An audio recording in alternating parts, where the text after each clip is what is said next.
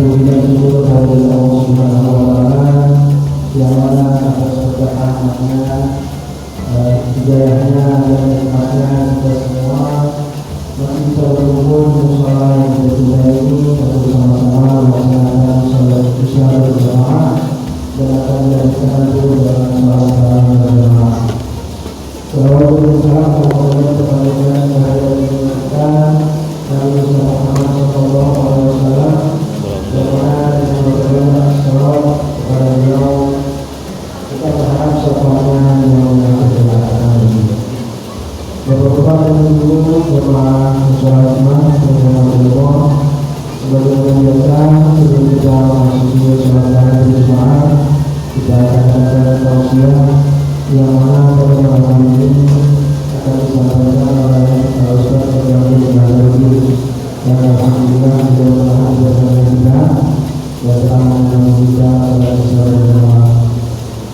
Kemudian saya mau dari semua musyawarah yang menyampaikan bahwasanya panitia penerima zakat untuk faktor sodaqah musyawarah sudah dapat menerima zakat dari bapak-bapak dan ibu. Ada pun waktu pelaksanaan kedepannya adalah pada sholat tarawih sampai dengan pukul 11 malam dan akan berakhir pada malam ke-29 Oktober atau satu hari sebelum malam tahlilan. Demikian yang dapat saya sampaikan. Kemudian maaf yaitu dengan wabillahi taufiq. Assalamualaikum warahmatullahi wabarakatuh. A'udzu billahi minasy syaithanir rajim. Bismillahirrahmanirrahim. Assalamualaikum warahmatullahi wabarakatuh.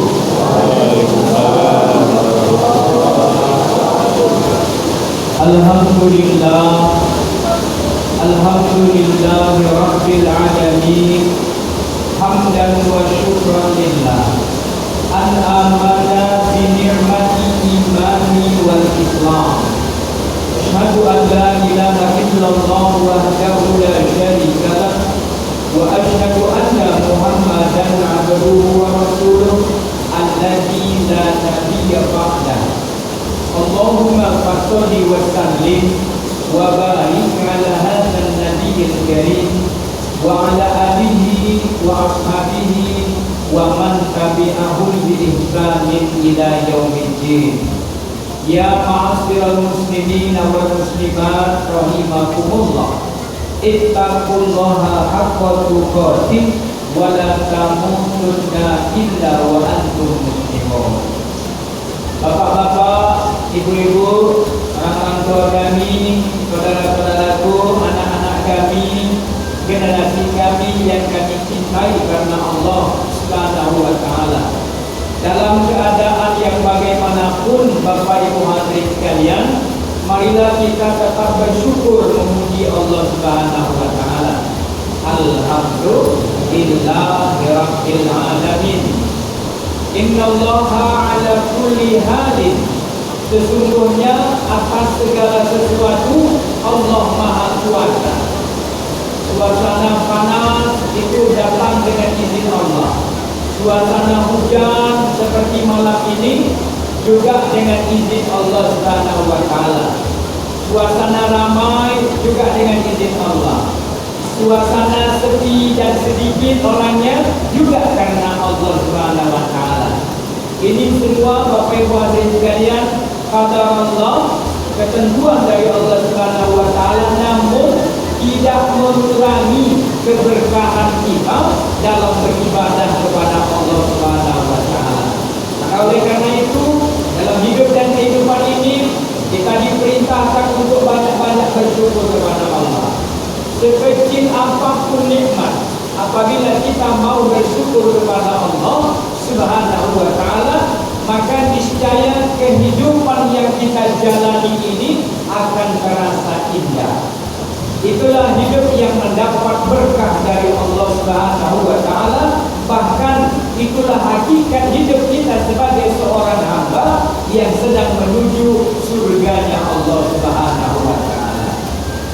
in syakartum la azidannakum. Begitu Allah bercerita dalam Al-Quran surat Ibrahim, siapa yang mau bersyukur atas nikmatku, kata Allah, maka niscaya aku akan menambah lagi nikmatnya yang lebih besar kepadanya.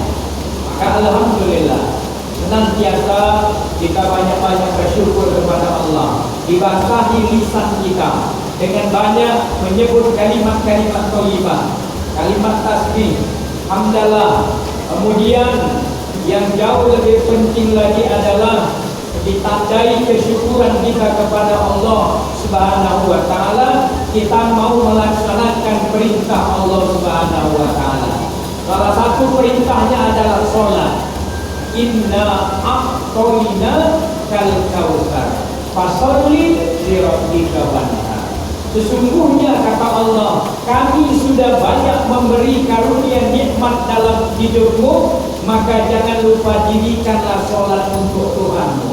Nah, inilah Bapak Ibu hadirin sekalian yang melatar belakangi kita malam hari ini. Walaupun hujan, kita tetap datang untuk sholat isya berjamaah. Alhamdulillah, ditambah lagi dengan qiyam Ramadan, sholat tarawih, dalam rangka untuk menambah kemuliaan hidup kita dalam pandangan Allah Subhanahu wa taala. Selawat dan salam yang kedua, tidak lupa pula dan tak bosan-bosannya kita ucapkan keharibaan junjungan kita Nabi besar Muhammad sallallahu alaihi wasallam. Allahumma shalli wa sallim wa barik alaihi, yang mana beliau juga dalam hidupnya tak pernah bosan mendoakan kita umatnya, agar kita umatnya di akhir zaman sampai di akhirat nanti akan mendapatkan karunia rahmat, keberkahan, keselamatan, kesejahteraan, dimasukkan ke dalam jannah surganya Allah Subhanahu wa taala. Amin ya rabbal alamin. Sampai-sampai Nabi bersabda, kullu ummati yadkhulunal jannah. Insya Allah semua umatku nanti dijamin masuk surga, illa man aba. Masuk koma. Semua umatku dijamin masuk surga, illa man aba, kecuali yang tidak mau. Bila berkata sahabat, man ya'ba ya Rasulullah, siapa yang tak mau itu ya Rasul? Nabi mengatakan, man ata'ani dakhalal jannah wa man asani faqad aba. Siapa yang mentaati syariat yang kubawa, menghidupkan sunnah yang kusampaikan, itulah yang dijamin masuk surga. Insya Allah kita semuanya nanti dimasukkan ke dalam surga. Amin ya rabbal alamin. Yang tak mau, nah itulah nanti yang tak dapat bagian. Maka kita doakan Bapak Ibu hadirin sekalian, masih banyak lagi saudara-saudara kita yang belum tergerak hatinya untuk dapat melaksanakan perintah Allah dan sunnah Rasulullah Sallallahu Alaihi Wasallam. Maka sudah merupakan sunnatullah. Allah Subhanahu Wa Taala sudah berfirman dalam Al-Quran surat Al-Baqarah ayat 183. Inilah yang menjadi dalil, yang menjadi keterangan bahwasanya kita diperintahkan untuk berpuasa di bulan suci Ramadan ini. Ya ayyuhalladzina amanu kutiba alaikumusiyam kama kutiba alal ladzina min qablikum la'allakum tattaqun. Hai orang-orang yang beriman, diwajibkan kepadamu untuk berpuasa di bulan suci Ramadan sebulan penuh, sebagaimana puasa ini juga diwajibkan kepada orang-orang sebelum kamu. Mudah-mudahan kamu mau bertakwa kepada Allah. La'allakum tattaqun. Nabi pernah bersabda, at-taqwa hahuna ila sadrihi. Ketahuilah kata Rasul, takwa itu di sini tempatnya. Ila sadrihi, sampai Nabi menunjuk ke dalam dadanya. Ini artinya Bapak Ibu hadirin sekalian yang dimuliakan Allah Subhanahu wa taala, yang mau berpuasa, yang mau qiyamul Ramadan, itu semuanya perintahnya dari dalam hatinya masing-masing. Di dalam Al-Quran, Allah Subhanahu wa Ta'ala sudah bercerita bahwasanya hati manusia itu, qalbun namanya, itu posisinya sangat lemah. Lemah, hati manusia itu lemah, akan mudah terpengaruh. Sampai-sampai di sana dikatakan, ya muqallibal qulub, sabit qalbi ala dini. Bapak Ibu hadirin yang dirahmati oleh Allah Subhanahu wa Ta'ala, yang membolak-balik hati manusia itu adalah Allah Subhanahu wa Ta'ala. Maka kita disuruh untuk berdoa supaya hati kita ini condong kepada ketakwaan, kepada keimanan.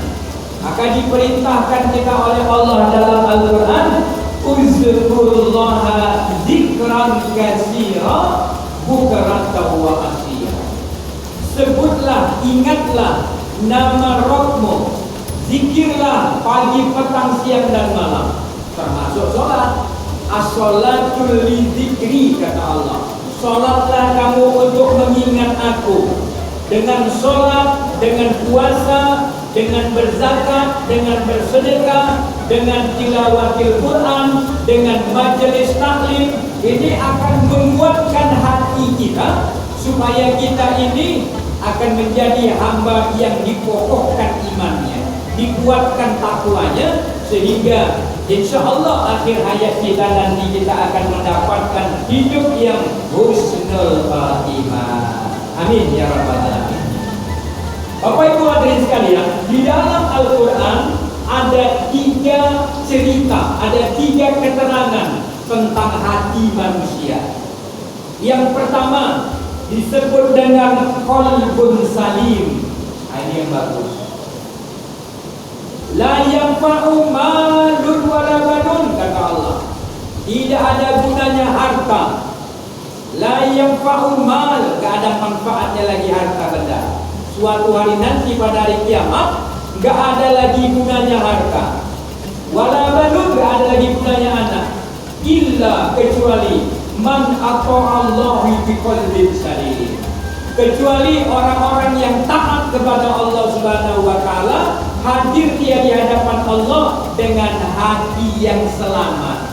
Itulah hati yang beriman, hati yang bertakwa. Takwa hauna, orang-orang yang sami'na wa ata'na, mau mendengarkan, mau mentaati apa-apa yang sudah diperintahkan oleh Allah Subhanahu wa Ta'ala di dalam hidup dan kehidupannya. Maka untuk mendapatkan qalbun salim, kita diperintahkan untuk banyak-banyak berzikir, banyak-banyak beramal, banyak-banyak berbuat baik. Supaya apa? Supaya selamat hati kita. Di dalam diri manusia itu ada sekerat daging, mudghah. Apabila sekerat daging itu baik, maka baiklah semuanya. Tapi kalau sekerat daging itu jelek, buruk, busuk, maka jeleklah semuanya. Ala wahiyal qalbi. Adapun sekerat daging itu namanya adalah qalbun. Itulah hati. Jadi kita bermohon dengan kita datang sholat, datang kita majelis taklim, dengan kita tilawatil Quran tadarus, itu untuk menguatkan. Jadidu imanakum, kata Rasulullah. Tambahlah imanmu, tingkatkan imanmu. Kaifa nujaddidu imanana ya Rasulullah? Bagaimana caranya kami menambah iman kami, menguatkan iman takwa kami? Qul la ilaha illallah Muhammadar Rasulullah. Senantiasalah kita banyak-banyak berzikir menyebut nama Allah, dan senantiasa kita menghidupkan sunnah Rasulullah sallallahu alaihi wasallam. Yang kedua, Bapak Ibu hadirin sekalian, Allah bercerita dalam Al-Quran, ada hati manusia itu berpenyakit. Penyakit hatinya, bukan ada ulatnya, bukan.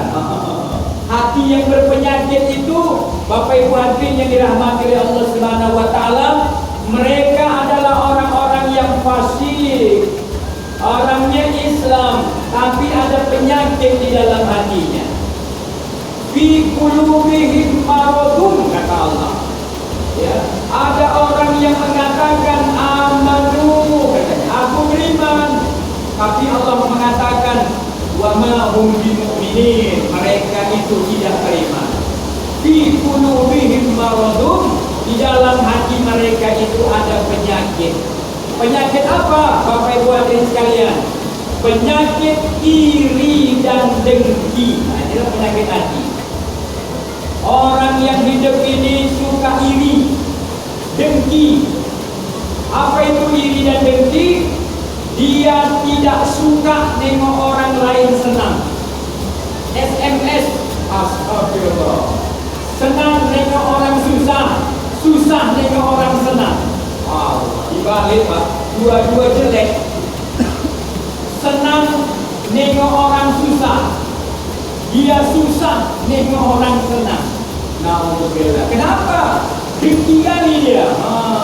Sebaliknya diajarkan kita oleh Rasul dalam hidup ini, kita gembira kalau tetangga kita itu dapat nikmat. Kita doakan dia. Alhamdulillah, syukur pada rezeki. Dia kan senang kita. Dia pun nanti akan berbagi kepada kita. Inilah kebersamaan. Tapi kalau iri dia, dengki dia, Masya Allah, ini penyakit dalam hati. Maka Allah dikatakan Rasul dalam sabdanya, orang munafik itu memiliki 3 penyakit dalam hatinya. Apabila dia berjanji, dia ingkar. Apabila dipercaya, dia berkhianat. Bila Bapak Ibu hadirin yang dirahmati oleh Allah Subhanahu wa taala, dalam hidup ini kita berjanji jangan diingkari. Kalau kita berkata jangan dusta, jangan bohong. Orang yang berkata bohong itu berarti sudah ada penyakit di dalam hatinya. Jangan berkata dusta, jangan janji diingkari, jangan dikasih amanah dipercaya oleh Allah, dipercaya oleh orang mukmin, dipercaya oleh keluarga, dipercaya oleh pasangan hidup, maka jangan dikhianati kepercayaan itu. Itu namanya munafik.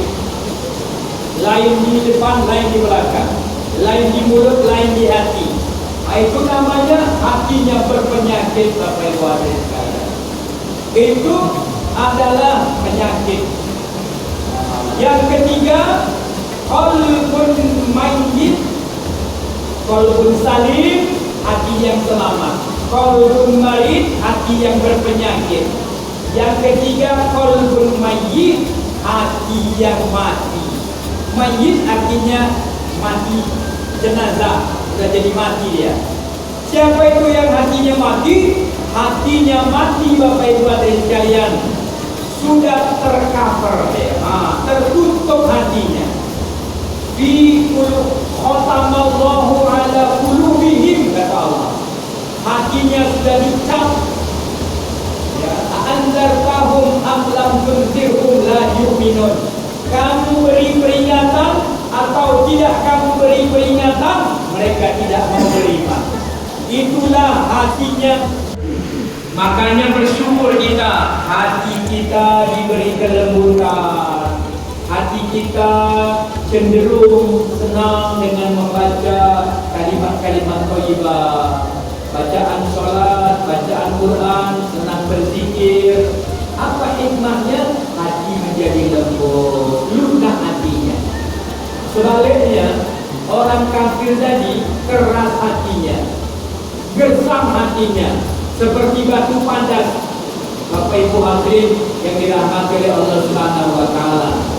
Kenyataan konkretnya, Allah bercerita dalam Al-Qur'an surah Hijr ayat 3. Zarhum ya'kulu wa yatamatta'u wa yulhihimul amalu fasawfa ya'lamun, kata Allah. Ini Allah marah tapi pakai bahasa yang lembut.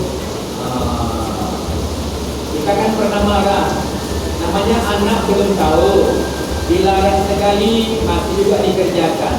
Dilarang 2 kali masih dikerjakan. Dilarang 3 kali masih dikerjakan. Habis itu bahasanya ngeluh-ngeluh namanya Pak. Jangan manja nanti jatuh. Kita bilang gitu kan. Namanya anak lagi rasa. Kemampuannya belum tahu dia akibatnya kalau jatuh. Jangan manja nak, nanti jatuh. Masih manja-manja juga ya kan. Jangan manja nanti jatuh. Terakhir Pak, gak mempan dengan bahasa biasa, pakai bahasa kiasan dia. Udah manjat, naik kok, naik.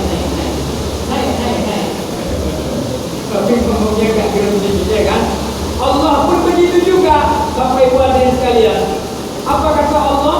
Darhum ya'kulu wa yatamatta'u wa yulhihimul amalu fasawfa ya'lamun. Orang kafir, orang yang berpenyakit hatinya, datang perintah Allah, suruh beriman gak mau beriman. Orang Islam tapi hatinya berpenyakit, disuruh puasa di bulan Ramadan tapi gak mau dia puasa. Bapak Ibu hadirin sekalian, Allah bilang apa? Zarhum ya'kulu, kata Allah. Ini bahasa Jawa berasal dari bahasa Arab. Siapa yang orang Jawa kalau udah marah wis jartimai. Jartimai merasaknya dulu ini. Ternyata zar itu artinya biarkan. Dari bahasa Arab itu rupanya Pak. Jartimai itu. Zarhum mereka, biarkan mereka. Ya dulu kata Allah, biarkan mereka makan enak di dunia ini. Orang puasa dia nggak puasa. Dalam di luar puasa, orang kafir ini kan nggak ada larangan apa-apa. Yang haram pun diminum, yang haram pun dimakan sama dia. Hatinya udah mati Bapak Ibu hadirin sekalian. Itulah orang kafir di luar Islam. Maka Bapak Ibu hadirin sekalian yang dirahmati oleh Allah, Allah mengatakan ya'kulu wa yatamatta'u wa yulhihimul amalu fasawfa ya'lamun. Mereka akan tahu nanti apa akibat daripada perbuatan mereka. Tapi masih disimpan itu sama Allah. Kalau di dunia biarkan mereka makan enak. Sampai Nabi Sallallahu Alaihi Wasallam mengingatkan kepada Ali bin Abi Thalib. Siapa Ali? Ali itu adalah menantu Rasul.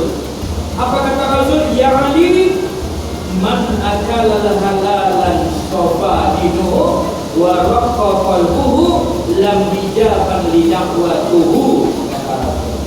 Ali, ingatlah, kalau ada nabi setelah aku, engkaulah nabi itu. Tapi tak ada nabi. Nabi juga pernah bilang, Umar, kalau ada nabi setelah aku, engkaulah nabi itu. Tapi Nabi bilang, la nabi ya ba'da, tidak ada nabi setelah aku. Karena sahabat Nabi ini diberikan keutamaan, ya, ilham dari Allah Subhanahu wa taala kepada Umar bin Khattab radhiyallahu anhu. Ali itu juga. Kenapa? Berpegang teguh kepada sunnah dan syariat. Maka diingat betul sama Ali pesan mertuanya Rasulullah Sallallahu Alaihi Wasallam. 3 pesannya supaya hatinya selamat. Pertama, kulu wasrobu halalan thayyiban. Carilah makanan minuman rezeki yang halal lagi baik. Man akal halalan sofa dinuhu. Kalau kita mencari rezeki yang halal dan thayyiban, cerahlah agama kita. Jadi makanan yang halal, minuman yang halal, dia punya dampak positif dalam kehidupan. Dampak positifnya cerah agamanya. Cerah itu artinya bercahaya. Sofa dinuhu.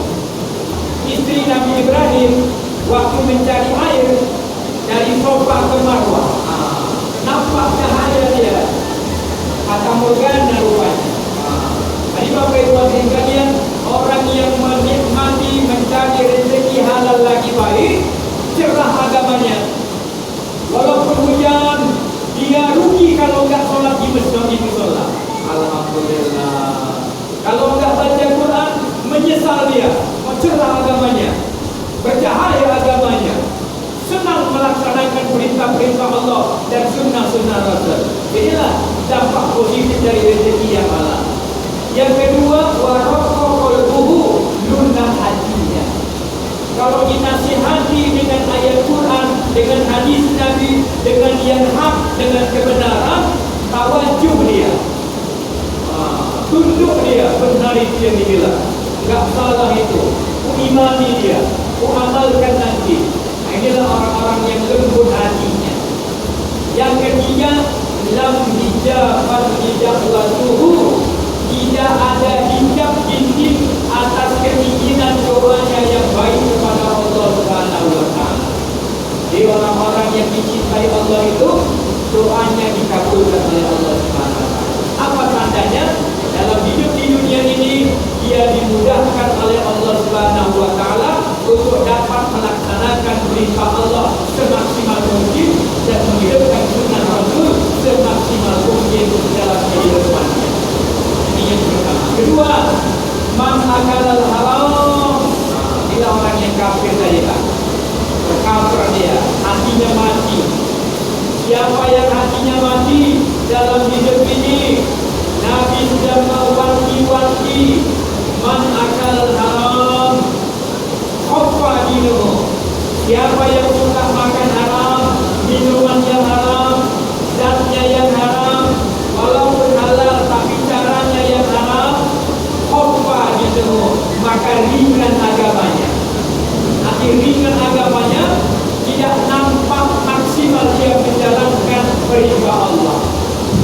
Kalau dia melaksanakan, nampak sedikit dalam hidupnya. Kalau sholatnya Idul Fitri sampai Idul Adha. Kalau terawih pertama aja, kedua kenapa lagi? Astagfirullah. Kenapa? Ringan agamanya. Bisa hitung berapa kali dia sholat, bisa hitung berapa kali dia beramal. Ini ringan agamanya. Oke, wakil sekalian. Yang kedua, mata qalbuhu, mati dan keras hatinya, tidak mau menerima kebenaran. Dinasihati, mana nasihati dia? Kau tidak perlu banyak, tak mau kalah. Yang kedua. Yang ketiga, hijaban lidah waduhu, dididik atas doanya yang baik kepada Allah. Jadi dia kepingin jadi orang yang baik hati, enggak kesampaian. Berat. Inilah Bapak Ibu hadirin yang dirahmati Allah. Keempat, ternyata dampak negatif makanan yang haram itu ada 4 macam. Inilah hatinya menjadi mati dan keras. Yang pertama, ringan agamanya. Yang kedua, mati hatinya. Yang ketiga, didinding atas doanya yang baik kepada Allah Subhanahu wa taala. Dia stres hidupnya. Anakku kok disuruh yang baik enggak mau. Disuruh belajar malah melalak naik kereta tak kemana-mana. Disuruh belajar enggak mau. Disuruh sholat apa lagi. Disuruh puasa tak mau puasa. Sukanya tawuran, sukanya narkoba. Astagfirullah. Ya Allah, siapa yang salah? Apa dosaku katanya. Ternyata yang diganti makan adalah dari yang haram. Na'udzubillah subhanahu wa ta'ala. Inilah Bapak Ibu hadirin sekalian. Yang keempat, wa qallat ibadatuhu, nyata dalam kehidupannya sedikitlah amal ibadahnya. Sudah nampak tanda-tandanya. Di antara yang halal yang haram ada yang pertengahan, namanya subahat, samar-samar. Man akala subahat, siapa yang suka makan subahat, istabah dinuhu wal azlam qalbuhu.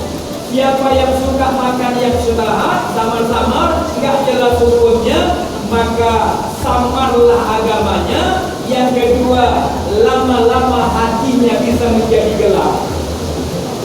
Jadi Bapak Ibu hadirin sekalian, kalau kita mau menikmati daging hewan, maka kita harus tahu latar belakangnya. Misalnya ayam potong, kalau bisa kita yang beli ayam, kita yang potong. Dan kalau ada yang potong, kita tengok latar belakangnya, siapa yang potong ayam itu. Jangan sampai orang di luar Islam. Kenapa? Gak mungkin dia berwudu, ya kan? Gak mungkin dia apalagi sholat. Gak mungkin dia baca bismillah. Yang orang Islam saja pun kadang potong ayamnya, celananya celana ponggol. Baca bismillahnya pun kita nggak tahu. Tapi kita husnuzon. Kalau bisa kita sendiri. Apalagi daging lembu, kulit kita dipajak dan lain sebagainya.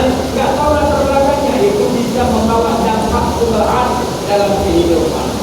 Makanya jangan heran, Bapak Ibu hadirin sekalian, ada rajin, kadang malas, payah kali ke masjid, tapi alasannya banyak kali urusan.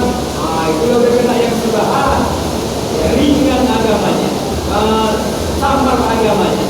Yang kedua, wal waluhu, lama-lama hatinya bisa menjadi gelap. Maka oleh karena itu Bapak Ibu hadirin yang dirahmati oleh Allah Subhanahu wa taala, Ramadan ini datang membentuk hati kita supaya hati kita menjadi lunak, hati kita menjadi lembut, hati kita dipenuhi dengan takwa kepada Allah Subhanahu wa taala. Senantiasa dalam hidup kita ini berdoa kepada Allah, diberi hati yang kokoh, hati yang selamat, diberikan kekuatan untuk mengamalkan perintah Allah, menjauhkan larangan-larangan Allah Subhanahu wa taala. Senantiasa kita banyak-banyak berzikir, banyak-banyak tilawah Al-Quran. Kenapa? Karena Allah Subhanahu wa taala akan memberikan kepada kita hati yang bercahaya, cahaya hidayah, cahaya iman. Mudah-mudahan kita dapat mengamalkannya. Demikian yang dapat disampaikan tausiah pada malam hari ini. Semoga kita semuanya mendapatkan oleh dari Allah Subhanahu wa taala hati yang lembut, hati yang bertakwa, yang senantiasa tawadhuh, banyak berzikir kepada Allah Subhanahu wa taala agar hidup kita menjadi hamba yang husnul khatimah. Amin. Subhanakallahumma rabbana wa bihamdika asyhadu an la ilaha illa anta astaghfiruka wa atubu ilaik. Billahi taufiq wal hidayah wa aqwa minkum. Assalamu alaikum warahmatullahi wabarakatuh.